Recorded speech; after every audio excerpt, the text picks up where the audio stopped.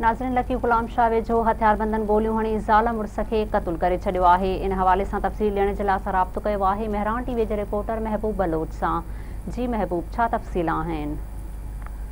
जी बिल्कुल, लकी गुलाम शाह तालके मां अमन जो पखी उॾामी वियो आहे, जंहिं सबबि तालके अंदरि हिकिड़े महीने अंदरि सहाफ़ीअ ते कातिलाणे हमले समेत सहाफ़ी गुलज़ार सेठार जे मासूम पुट ऐं भाइटे खे अगवा थिए अॼु 6 ॾींहं आहे, लेकिन हिन महिल ताईं पुलिस कख भञी ॾीणो कोन कयो आहे, जॾहिं त तालके अंदरि चोरी ऐं फुर जूं वारदातूं त रोज़ जो मामूल बणिजी वियूं आहिनि। ॿिए पासे अॼु तालके लकी गुलाम शाह जे जाफ़रखान थाणे जी हद ॻोठ राणो खान शहर में नामालूम हथियारबंदन जी फायरिंग में लाॾाऊ कुटुंब जा जेके माल चारींदड़ मारवड़ आहिनि 30 वरनि जो कमालदीन बुक्ती ऐं संदसि जी घरवारी 26 वरनि जी महगुल ख़ातून क़तल थी विया।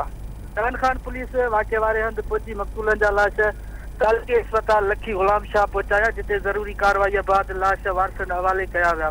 पुलिस मुताबिक़ मक़तूल बुक्ती बिरादरीअ जा खानाबदोश लाॾाऊ मालवत आहिनि, जेके कुझु अर्सो अॻु साले पट वारे इलाइक़े मां लॾे अची ॻोठ राणो खान शहर जे भरिसां वेठा हुआ, जन जो पंहिंजी बिरादरीअ सां तकरार हलंदड़ हो, जंहिंजे करे ही वाक़ियो पेश आयो आहे। ॿिए पासे तव्हांखे ॿुधाईंदो हलां त इलाइक़े में इहे बि चोबोल आहिनि त औरत तलाक़ी याफ़्ता हुई, जंहिंखे अॻूणे मुड़ुस फायरिंग करे हाणोके मुड़ुस समेत क़तल करे छॾियो आहे। जी महबूब बलोच, तव्हांजी महिरबानी।